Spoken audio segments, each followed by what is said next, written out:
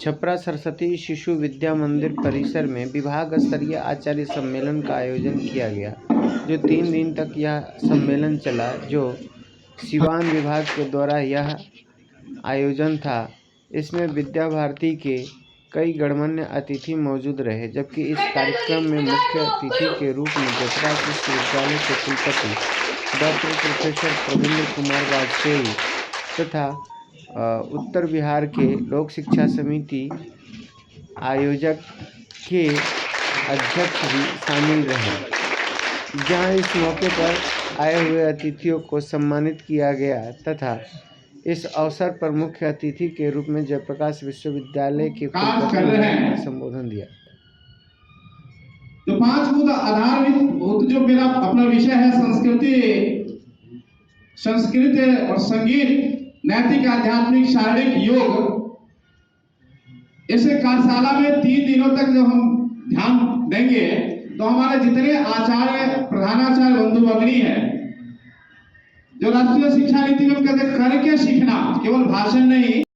ये जो कुटुंब प्रबोधन बड़ा मारे, उसके अंदर जो डर बैठा है, भय बैठा है, ये भय हम सबके अंदर बैठा है। पता नहीं क्या हो गया, मैं प्रधानाचार्य जी रेड लगा देंगे, 1 दिन का वेतन कट जाएगा, प्रबंध समिति वेतन पास नहीं करेगी, हाँ क्या होगा, शिविर में नहीं, इस सम्मेलन में नहीं गए तो क्या होगा। ये भय हमें खाया जा रहा है, इस भय से बाहर निकलिए। तो मुझे लगता है बहुत कुछ ठीक हो जाएगा। तो इसीलिए वयम अहम से वयम की ओर ले जाए और अपने सीने को फाड़ करके जो अंकुर दे दे, अर्थात अहम को खत्म कर दे, वयम की ओर चला जाए तो वृक्ष बन जाएगा। ऐसी 2 बातों को आपके सामने रखते हुए अपनी वाणी को विराम देता हूं। सभी को नमस्कार। कर सकते। इस दृष्टि से मुझे लगता है कि संस्कार, संस्कृति और शिक्षा, इनका जो भेद पैदा हो गया है भारत में, इस भेद को मिटाने का काम विद्या भारती पिछले कई दशकों से कर रहा है। और जैसा अभी बताया कि हम 32,000 विद्यालयों के माध्यम से अब तो हमने उच्च शिक्षा में भी प्रवेश कर लिया है और उच्च शिक्षा में भी इन कपड़े उतार दिए और कोई पैसा है वो दे दिए, सब दे दिया। अब क्या खाली रह गया। अब पहलवान था, लंगोट लगाए हुए था, एक बोला सुना ये लंगोट उतारो, लंगोट उतारो तो नंगा हो जाता। तो एक ने जबरदस्ती लंगोट पे हाथ डाल दिया। लंगोट पे हाथ डालते ही पहलवान को क्या याद आ गया, पहलवान की असली चीज कहां होती है, ताकत लंगोट पर। जैसे ही लंगोट पे हाथ डाला तुरंत थोड़ा फटाक से उसको पटक दिया, दूसरा आगे बढ़ा उसको पटक दिया। ये पहले से क्यों नहीं समझ में आई, पहले सब समझ में नहीं आया।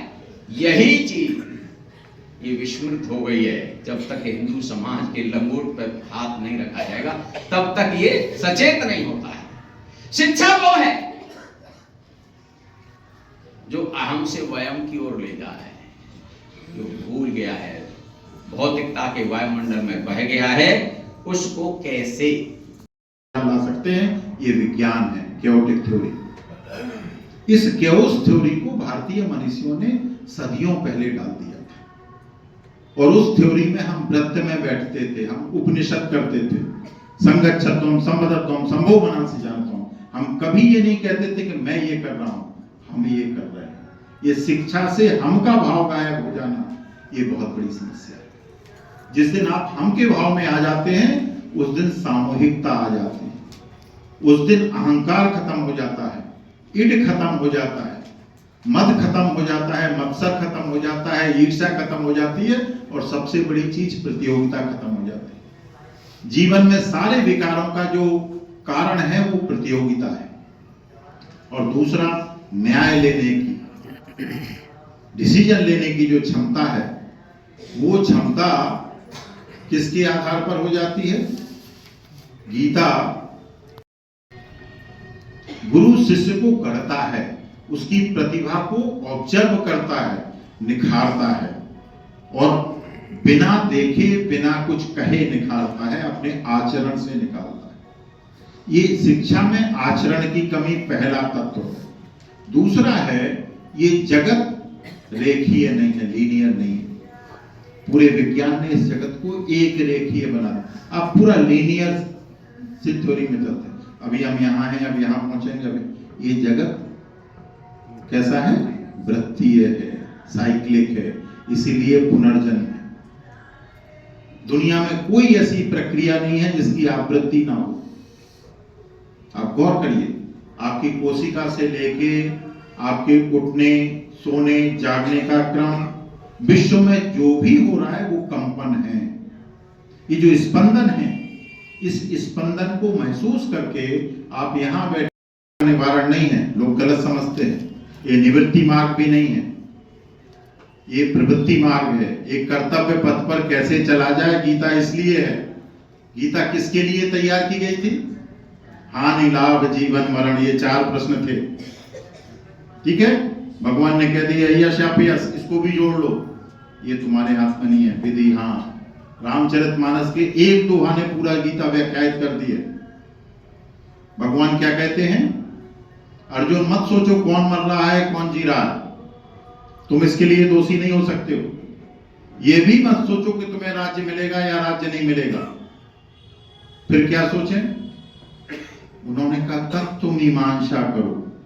व्यक्ति के निर्णय हानि लाभ पर नहीं आधारित होते हैं। व्यक्ति के निर्णय इस बात पर नहीं निर्भर होते हैं कि कौन मर रहा है, कौन जी रहा है, किसको यश मिल रहा है, किसको अपयश मिल रहा है।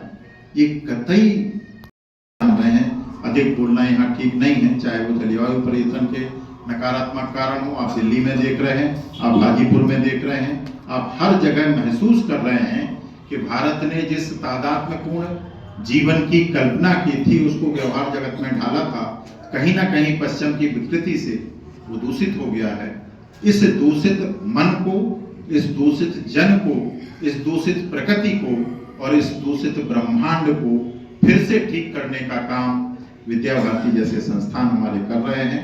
आप अपने कार्य में सफल हों, आपका वर्ग आपको नई दिशा दे, नई प्रेरणा दे, ऐसी आशा और आकांक्षा के साथ आपने मुझे यहाँ बुलाया। बहुत बहुत